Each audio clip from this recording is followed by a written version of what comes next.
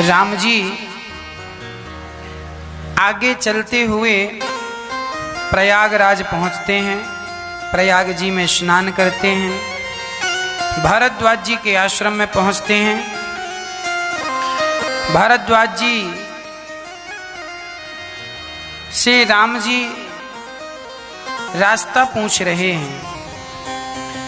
उन्होंने श्री वाल्मीकि जी की तरफ का रास्ता बता दिया।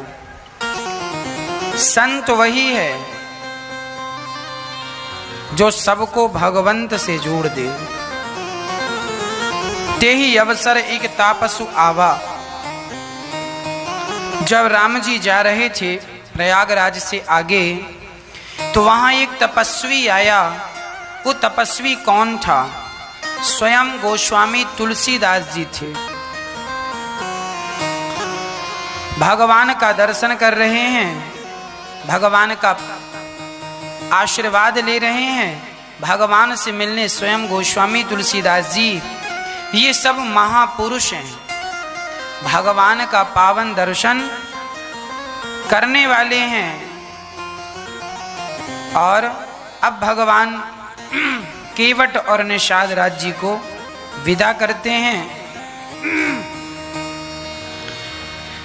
भगवान थके हुए थे और गांव की स्त्रियां भगवान को देख रही हैं। दूर दूर से गांव की स्त्रियां भगवान को देखने के लिए, बच्चे, स्त्रियां, पुरुष सब आ रही हैं और भगवान की सुंदरता देखकर सब मनमोहित हो रही हैं। कितने सुंदर हैं रघुनाथ जी, कितनी सुंदर हैं जानकी माता। उभय बीच सिय सोहहि, सोहति कैसे, ब्रह्म जीव विच माया जैसे। भगवान श्री राम और लक्ष्मण के बीच में माता सीता सुशोभायमान है। चलते चलते एक गांव आया। सिया जी को प्यास लगी तो राम जी से कहती हैं कि प्यास लगी है। पास में एक गांव था, गांव के बाहर एक कुआं था। कुएं में गांव की महिलाएं पानी भर रही थीं। सब लोग पानी भर रहे थे कि सिया माँ पहुंच गई। कहा बहन बड़ी प्यास लगी है। तो गांव की वो सखियां जो पानी भर रही थीं, राम जी और सिया जी को देख करना इतने मोहित हो गए। बाल्टी में पानी भरें और बाल्टी से पानी डालें और जानकी जी दोनों हाथों की ऐसी अंजलि बनाकर पानी पीती जा रही हैं। राम जी ने पानी पिया, लक्ष्मण जी ने पानी पिए और पानी पीकर लक्ष्मण जी ने राम जी के चरणों में पानी डाल दिया ताकि चरण थोड़े ठंडे हो जाएं। जानकी माँ ने अपने चरण धोए हैं। अब कुएं में पानी भरने वाली गांव की सखियां सिया को अपने पास ले गईं। स्त्रियों के बीच में स्त्रियां बैठ गईं, पुरुषों के बीच में पुरुष। गांव की सखियां कह रही हैं सीता से, क्यों ये दो पुरुष कौन हैं? सिया जी ने बड़ा प्यारा जवाब दिया। ये जो सांवले हैं ना, सांवले, ये जो गोरे गोरे हैं ना, गोरे, ये गोरे वाले हमारे देवर जी। अच्छा, ये गोरे वाले छोटे वाले तुम्हारे देवर हैं? हाँ हाँ देवर जी हैं। अच्छा, ये बड़े वाले कौन हैं? बड़े वाले सिया जी ने ये नहीं कहा कि हमारे पति हैं। क्या मर्यादाएं थी बोलने की? सिया जी ने कहा ये हमारे देवर हैं और ये हमारे देवर के बड़े भैया हैं। अर्थात आज की स्त्री तो ये हमारे हस्बैंड हैं। हस्बैंड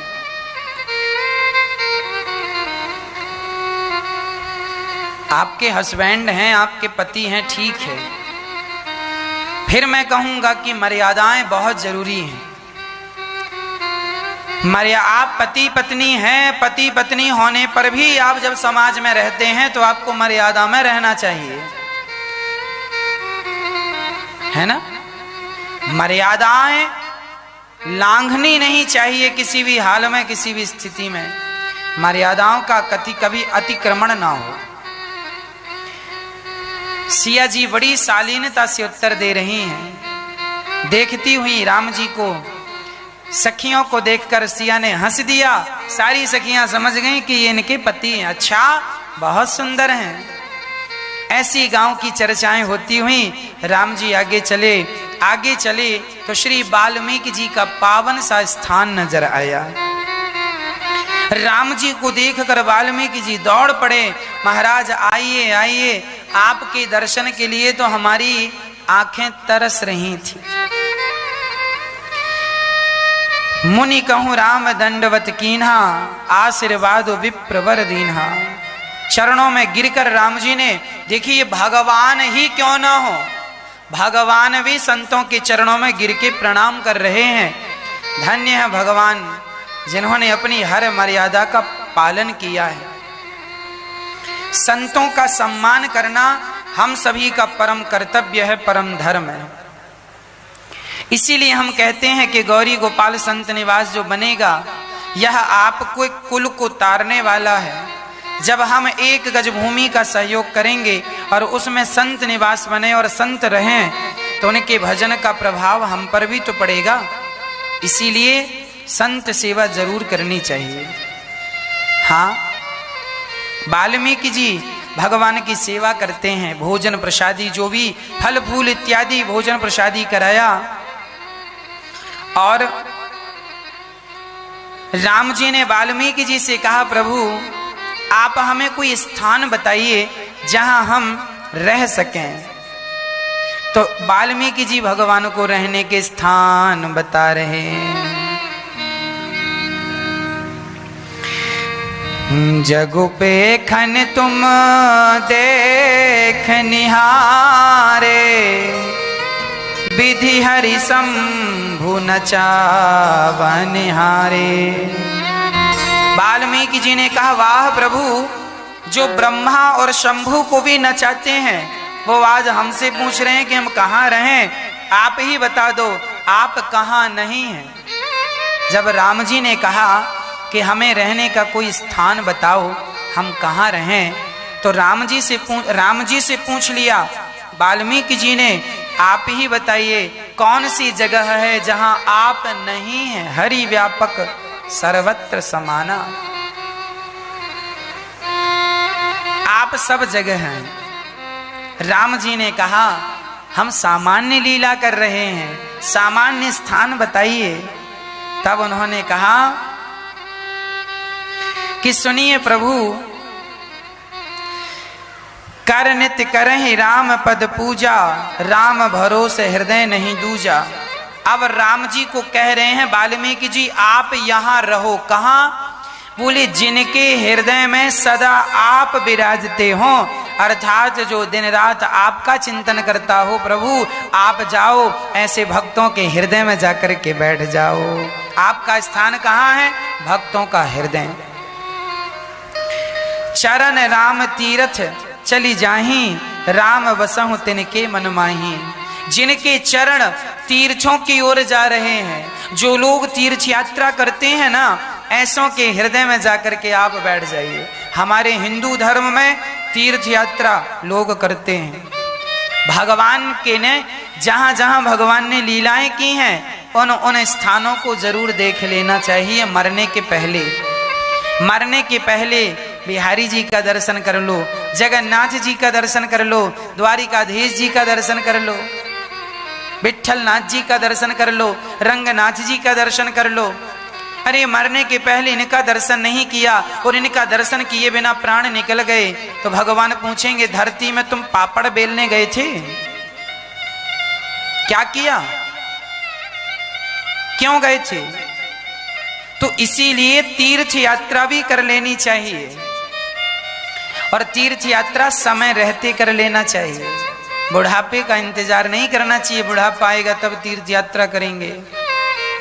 समय अच्छा है, बेटा बेटी का विवाह हो गया है, शरीर में हिम्मत भी है, अभी आप 50-60 वर्ष के हो, शरीर ठीक ठाक है, जाओ चारों धाम, 1-1 महीने रहो सब जगह। सारी संपत्ति बच्चों को ना देकर कुछ अपने लिए बचाओ, कि उस धन से आप तीर्थ यात्रा आनंद से कर पाए, अपने हाथ से दान पुण्य कर पाए। और स्थान सुनिए, मंत्र राजुनित जपहि तुम्हारा, पूजहि तुम्हि सहित परिवारा। जो परिवार तुम्हें सदा पूजता हो प्रभु, और जो सदा आपके नाम का जाप करता हो, बस उसी के हृदय में जाकर के बैठ जाइए। मंत्र जाप मम दृढ़ विश्वासा। जो भगवान का नाम विश्वास के साथ जपते हैं, भगवान उनके हृदय में जाकर जरूर बैठते हैं। ये भगवान का स्थान कहाँ कहाँ रहते हैं? भगवान हृदय में रहते हैं। काम क्रोध मद मान न मोहा, लोभ न क्षोभ न राग न द्रोहा। जिनके मन में काम नहीं है, क्रोध नहीं है, लोभ नहीं है, राग नहीं है, द्वेष नहीं है, ऐसों के हृदय में, जिनका हृदय बिल्कुल निर्मल हो गया है, उनके हृदय में जाकर के बैठ जाइए। निर्मल मन जन सो मोहि पावा, मोहि कपट छल छेद जिनके कपट दंभ नहीं माया, तिनके हृदय बसहु रघुराया। जिनके हृदय में कपट नहीं है, प्रभु आप उनके हृदय में जाकर के रहो। क्या कहता हूं, ये दास अनिरुद्ध कह रहा है और रामचरितमानस में लिखा है, आप लोग जितने जल्दी हो सके अपने कपट को समाप्त कर दो, कपट त्याग दो और सदा सदा के लिए भगवान को धारण कर लो। कपट जहां है वहां राम जी बिल्कुल नहीं है। निष्कपट हो जाओ, बिल्कुल अंदर बाहर एक से। ऐसा नहीं कि मुख में राम राम और बगल में छुरी। अच्छा एक बात बताओ, आप जब हमारे पास आते हैं, अर्थात आप जब अपने गुरुजियों के पास जाते हैं, गुरुजी के पास मिलने, तब आप अपने गुरुजनों के पास जाकर इतने अच्छे हो जाते हैं, ऐसा लगता है आपसे अच्छा कोई नहीं है। कितने अच्छा व्यवहार हो जाता है, आप हाथों पे मुस्कान बना लेते हैं, आप ही। गुरुजी के पास जा रहे हैं, गुरुजी का दर्शन करेंगे, बिल्कुल प्रसन्न चित्त हैं आप, आपके अंदर कोई कपट नहीं, कोई द्वेष नहीं, बड़ी सरलता। और जब आप अपने पड़ोसियों से मिलते हैं, तब वही स्थिति होती है जैसे गुरुजी के सामने थी? नहीं, इसी का नाम है कपट। गुरुजी के सामने कुछ, मंदिर में कुछ, और पड़ोसियों के सामने कुछ ना। जैसे गुरुजी के सामने तुम खड़े हो, वैसे ही अपने पड़ोसियों के सामने खड़े हो जाना।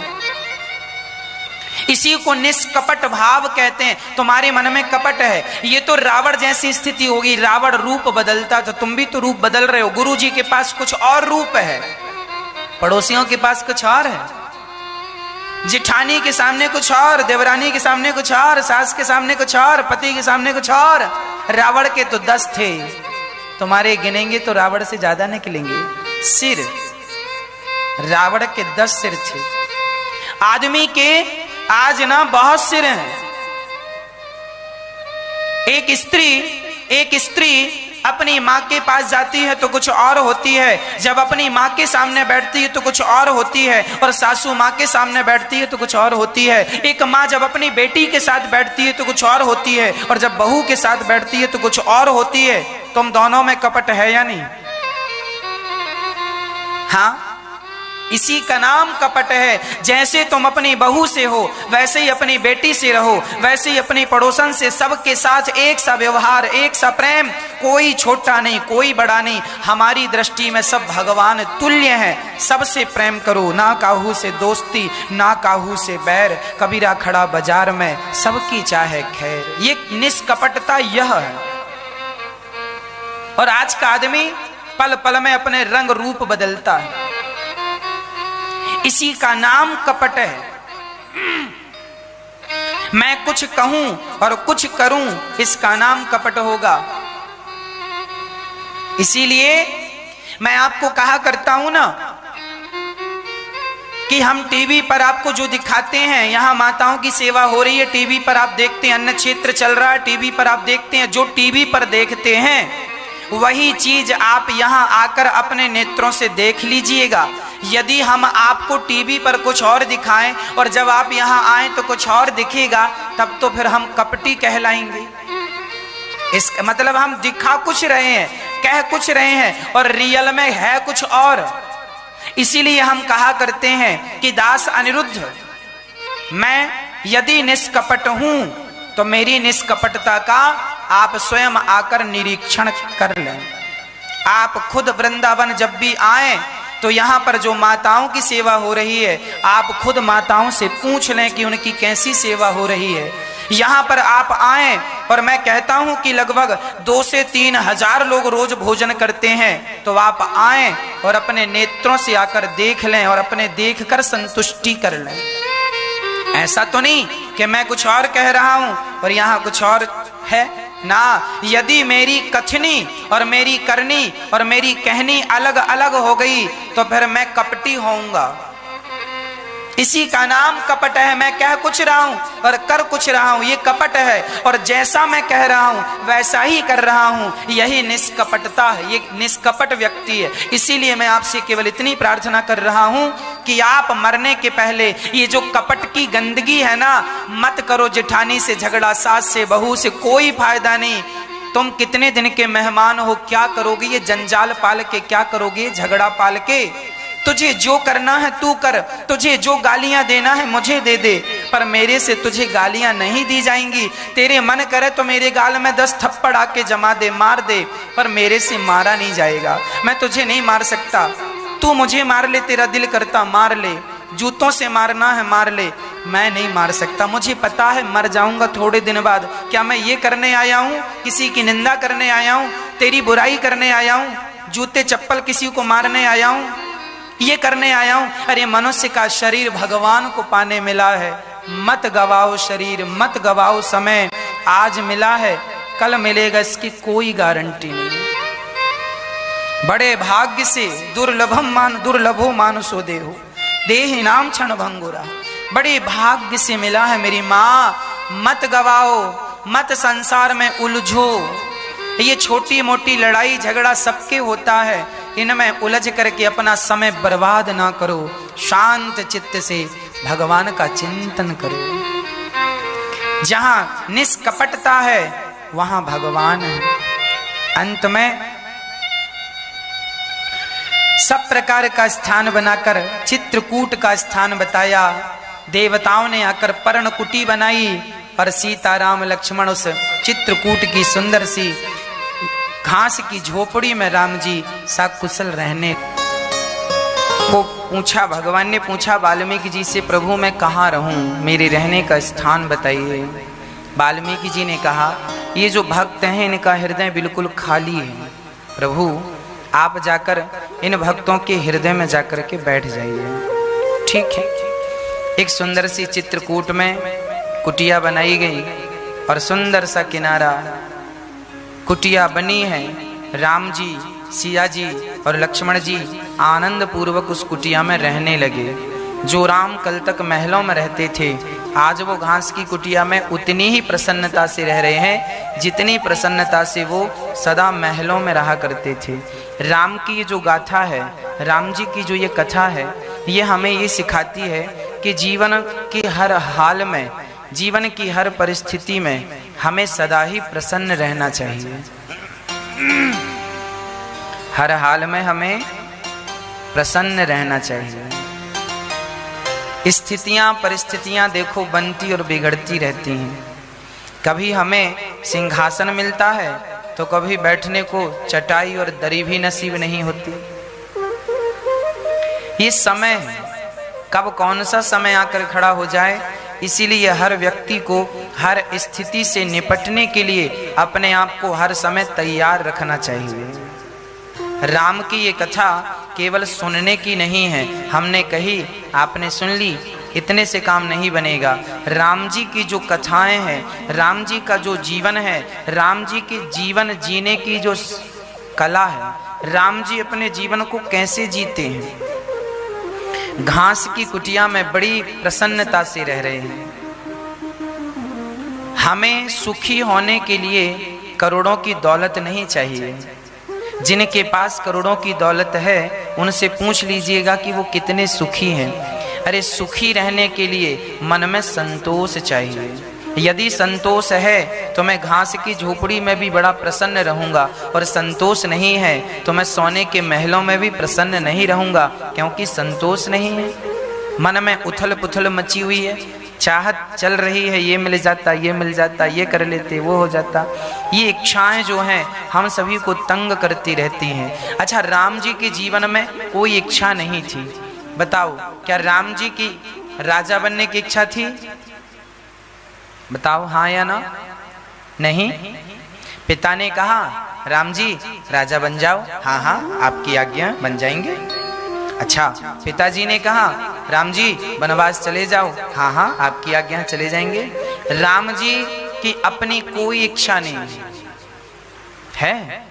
पिता ने कहा राजा बनना है, तैयार हो गए। माँ ने कहा वनवास जाना है, तैयार हो गए। राम जी की अपनी कोई इच्छा नहीं। आज दुनिया में दुखी वही लोग हैं भक्तों जिनकी इच्छाएं ज्यादा हैं। आप लोग अपनी इच्छाओं के हिसाब से चलते हैं, यही आपके दुख का कारण है। और संत लोग, हम अपनी बात करें, हम अपनी इच्छाएं कभी नहीं चलाते। हमें पता है कि हमारी इच्छाओं का कोई महत्व नहीं है, होगा वही जो भगवान को मंजूर होगा। इसीलिए हम तो अपने आप को भगवान के कदमों में डाल चुके हैं। अब हमारी इच्छा से हम नहीं जी रहे हैं, अब तो भगवान की इच्छा से हम जी रहे हैं। ये जिंदगी हमारी इच्छा से नहीं चल रही है, ये जिंदगी भगवान की इच्छा से चल रही है। यही है समर्पण। हाँ, यही है समर्पण। ये भगवान के चरणों का समर्पण है। राम जी जब चित्रकूट में थे तो राम जी से मिलने के लिए वहां के जंगल के कोल, भील, किरात ये लोग आए। राम जी के लिए कंद मूल फल लेकर आए। जंगली लोग जो जंगल में कोल भील रहते हैं, जंगली लोग वो लेकर आए और राम जी से उन्होंने कहा वाह, पहली बार उन्होंने जंगल में रहने वाले लोग राम जी को देख रहे हैं। अब देखिए, बताओ इन जंगल के कोल भीलों ने कौन सा पुण्य किया है? कोई पुण्य नहीं किया, पर आज राम जी का दर्शन इन्हें सहज में हो गया कि नहीं? जब राम जी की कृपा होती है तो सहज में ही राम का दर्शन हो जाता है। प्रिय भक्तों, ये राम जी की कृपा है। वो कोल भील कंद मूल फल दोनों में भर भर के ला रहे हैं। दोना में कोई फल ला रहा है, कोई कुछ ला रहा है, सब ला रहे। राम जी सबके हाथ से फल लेते जा रहे हैं और सबकी प्रसन्नता के लिए राम जी खाते जा रहे हैं। खा रहे हैं राम जी।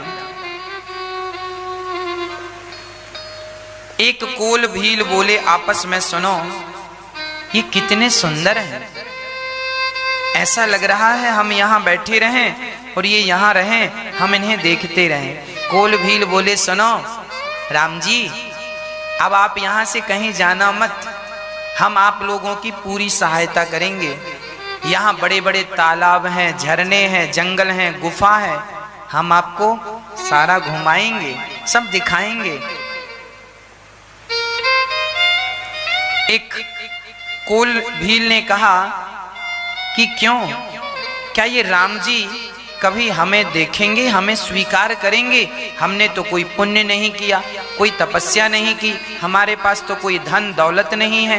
क्या ये हमें कभी देखेंगे? क्या ये हमें कभी स्वीकार करेंगे, अपनाएंगे? तब एक कोल बोला, चौपाई गोस्वामी जी लिख रहे हैं, उस व्यक्ति ने कहा कि देखो राम जी को क्या पसंद है। राम ही केवल प्रेम प्यारा, पर जान ले जो जान निहारा। ये राम जी हैं, ये भगवान हैं। इन्हें व्यक्ति का रूप और रंग पसंद नहीं है, व्यक्ति का स्वभाव पसंद है, व्यक्ति का प्रेम पसंद है। भगवान किसी के रंग रूप को नहीं देखते, भगवान किसी की जात पात बिलादरी नहीं देखते, भगवान किसी का मजहब और धर्म नहीं देखते। भगवान तो भक्त का प्रेम देखते हैं, अनुराग देखते हैं। राम ही केवल प्रेम प्यारा। ऐसे भगवान कहाँ होंगे जो अपने भक्तों के केवल प्रेम के बल पर उन्हें तार देते हों। एक कोल भील ने कहा, सुनो राम जी, हमने आप पर बड़ी दया की है। देखो उनके बोलने का ढंग क्या है। हमने आप पर बड़ी दया की है। क्या दया की? तुमने राम जी पर कौन सी दया कर दी? कोल भीलों ने कहा, जंगल के भीलों ने कहा, हमारे पास से कोई आ जाए तो हम उसे कभी छोड़ते नहीं है, मतलब लूट लेते हैं। जंगल के लोग लूट लेते हैं।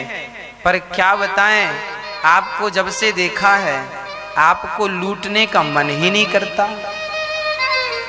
आपके ये जो धनुष बाण है ना, किसी और के होते तो कब के हम चुरा लिए होते। तुम्हारे धनुष बाण हमने नहीं चुराए, यही हमारी तुम पर कृपा है। राम जी उनकी प्यार भरी बातों को सुनकर मुस्कुरा रहे हैं। राम जी बड़ा प्रेम कर रहे हैं। और यहाँ पर राम जी चित्रकूट में विश्राम कर रहे हैं और वहाँ निषाद राज और केवट वापिस जा रहे हैं। और जब वो वापिस गए तो वहाँ पर सुमंत्र जी खड़े मिल गए। सुमंत्र जी को देख करके निषाद ने कहा, आप गए नहीं? आपको तो राम जी ने कब का कह दिया था कि आप जाइए। तब कह दिया सुमंत्र जी ने, मैं कैसे जाता। सुमंत्र जी ने जब देखा कि निषाद राज और केवट खाली हाथ आए, उन्हें लग रहा था शायद निषाद और केवट के साथ राम जी लौट कर वापिस आ जाएं, तो मैं राम जी को लेकर चला जाऊंगा। पर राम जी तो वापिस नहीं आए। सुमंत्र जी जोर जोर से रोने लगे। राम राम सिया लखन पुकारी, परऊं धरन तल व्याकुल भारी। हाँ राम, हाँ जानकी, हाँ लखन, ऐसा कह के सुमंत्र जी जमीन पर गिर पड़े। आप कल्पना कर सकते हैं कि बेटी की विदाई इतनी दर्दनाक होती है, तो जो लोग राम को विदा कर रहे होंगे उनके दिलों में क्या गुजर रही होगी, उनके मन में क्या चल रहा होगा। सुमंत्र जी ने कहा, मैं कैसे चला जाता। जब से राम जी गए हैं ना, तो ये जो घोड़े हैं, रथ में जुते हुए घोड़े हैं, नहीं तृण चराही न पियाही जलू, मो चाहि लोचन बारी, व्याकुल भय निषाद सब,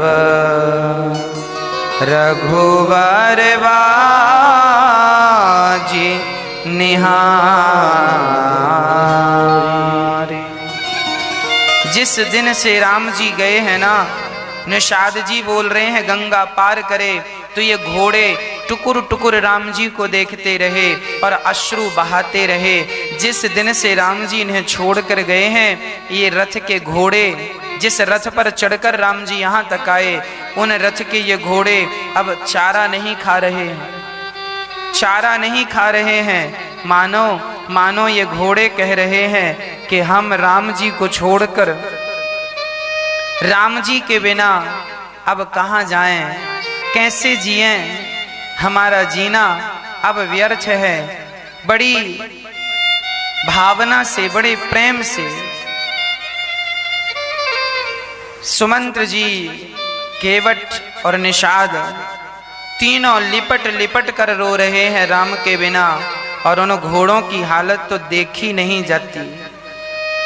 जबरदस्ती घोड़ों को अयोध्या की तरफ किया और रोते सिसकते श्री सुमंत्र जी अयोध्या की ओर चल रहे हैं।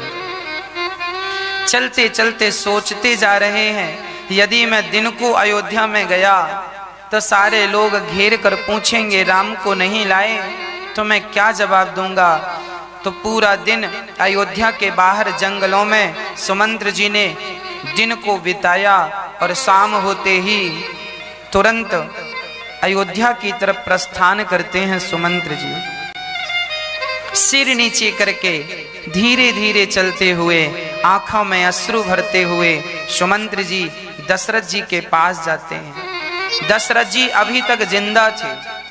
दशरथ जी इसीलिए जिंदा थे कि उन्हें ये लग रहा था शायद मेरा राम 4-6 दिन में ही जंगल से लौट कर आ जाए।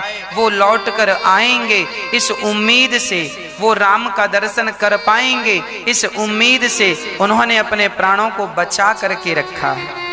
सुमंत्र का इंतजार, तभी दरवाजे पर सुमंत्र आकर खड़े हो गए।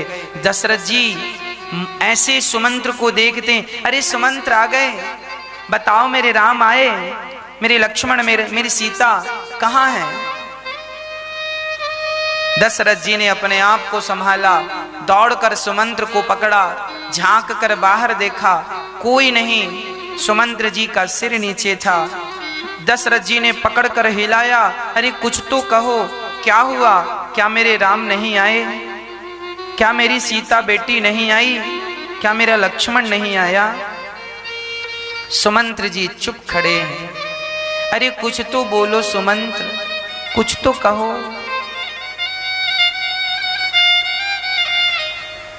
तब सुमंत्र जी ने कहा, प्रभु जब वो यहां से गए, तमसा नदी के तट पर विश्राम किया है, श्रृंगवेरपुर पहुंचे, केवट ने नाव लाकर राम जी को बिठाया, उस पार चले गए और मुझे इस पार ही विदा होने की आज्ञा दे दी। मैं चला आया। मैंने बहुत कहा कि आपके पिताजी आपको कहे हैं कि 4 दिन बाद ही लौटकर आ जाना, पर राम जी ने कहा, क्या मैं अपने पिता के वचनों को छोड़ दूं। सुमंत्र जी ने लाख समझाया, पर राम जी अपनी मर्यादा का उल्लंघन नहीं करते, मर्यादा को नहीं तोड़ते। अब तो दशरथ जी सुन रहे हैं, हाँ हाँ मेरे लक्ष्मण ने क्या कहा। सुमंत्र जी कह रहे हैं कि लखन कहे कछु बचन कठोरा, बरजी राम पुनि मोहि निहोरा। लक्ष्मण जी ने जरा कठोर शब्द कहे हैं। लक्ष्मण जी ने सुमंत्र जी से कह दिया था कि जाओ कह देना अपने राजा से कि उनके तो एक ही बेटा है, केवल भरत, बना दें उसे राजा, हम तो जंगल में ही अच्छे हैं। जब लक्ष्मण जी ने ऐसा कहा तो राम जी ने डांटते हुए कहा, लक्ष्मण अपने पिता के लिए ऐसे शब्दों का प्रयोग नहीं करना चाहिए, वो तुम्हारे पिता हैं। हाथ जोड़कर राम जी ने सुमंत्र जी से कहा कि लक्ष्मण बालक है, इसने जो कहा वो पिता को मत कहना, नहीं पिता को बड़ा दर्द होगा। पर सुमंत्र जी ने सारी बात कह दी कि लक्ष्मण जी ने आपके लिए कठोर शब्द कहे हैं। सुमंत्र जी समझ गए, क्यों ना कहे वो लक्ष्मण कठोर शब्द। हाँ ठीक ही तो कहता है। राम राम कह करके, राम राम कह करके दशरथ जी जमीन पर गिर पड़े। सारी रानियां वहां इकट्ठी हो गईं, राम नहीं आए ये सुनकर करे बिलाप सब रोवहि नारी, करे बिलाप सब रोवहि रानी। महाविपति किमि जाए बखानी। सुनि विलाप दुख हूँ दुख लागा, धीरज हूँ कर धीरज भागा। गोस्वामी तुलसीदास जी लिख रहे हैं कि जब दशरथ जी ने ये सुना कि राम लक्ष्मण सीता नहीं आए, रानियों ने ये सुना, कौशल्या सुमित्रा आदि रानियों ने सुना कि राम लक्ष्मण सीता नहीं आए, तो विलाप करने लगे। सारे नगरवासी रोने लगे, सारे नगरवासी रो रहे हैं, बच्चों से लेके बूढ़े तक रो रहे हैं। राम नहीं आए, क्या राम अब कभी नहीं आएंगे? क्या हम राम को देखने के लिए जिंदा रह पाएंगे? सारे लोग रो रहे हैं। गोस्वामी तुलसीदास जी कहते हैं कि अयोध्या में इतना दुख था, इतना दुख था कि उस दुख को देखकर दुख को भी दुख हुआ, दुख को भी दुख हुआ और सबका धीरज टूट गया। सब राम राम राम कहकर सब विलाप करने लगे।